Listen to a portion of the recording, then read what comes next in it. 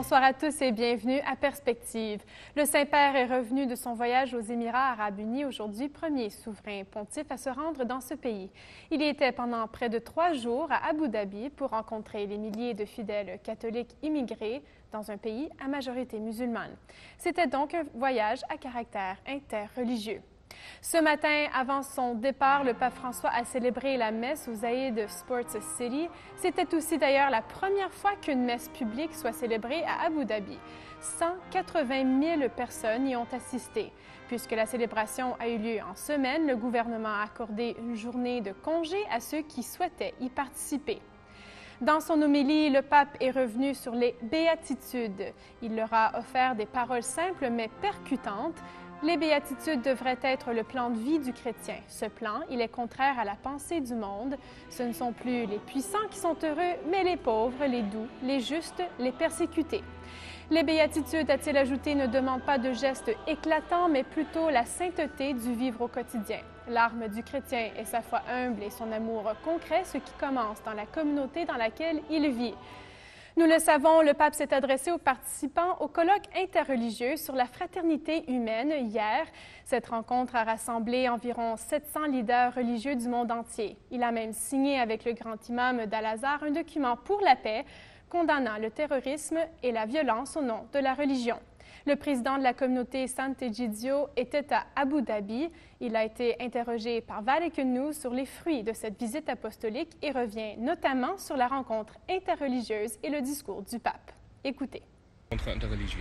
C'était intéressant, on a écouté des discours très ouverts et on a vraiment vu l'engagement des religions pour la paix, car l'esprit d'Assise, à partir de 1986, a aidé les religions à sortir du piège de la violence et de l'ambiguïté de tout discours sur la violence. Donc c'est un pas très important. Évidemment, sur l'organisation de la conférence, on pourra dire beaucoup de choses. Et je viens de l'expérience de la communauté Sant'Egidio qui organise ces choses. Et là, il y a derrière une communauté. Donc il y a tout un esprit.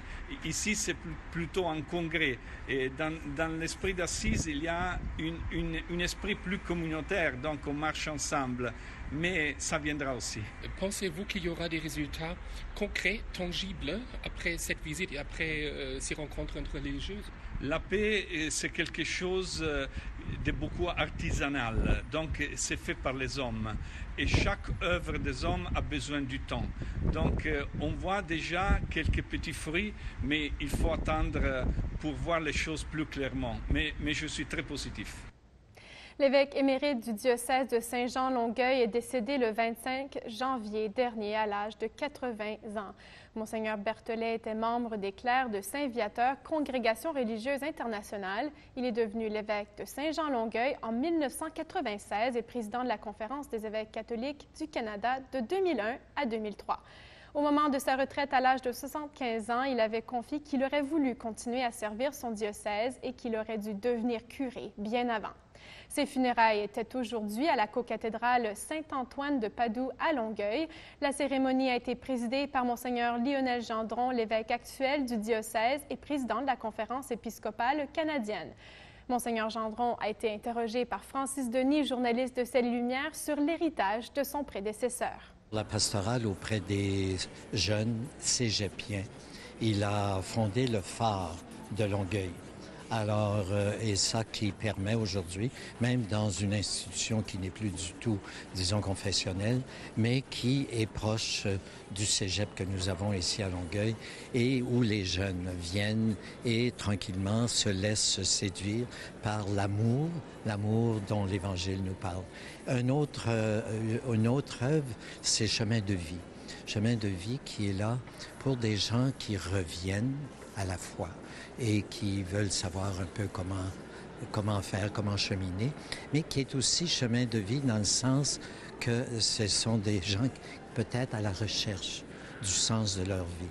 Alors, il y a toute une équipe là à Chemin de vie qui est là à leur service. Et ça, c'est une initiative de Monseigneur Berthelet pour le diocèse. Voilà, c'est tout pour aujourd'hui. Merci d'être avec nous et à très bientôt.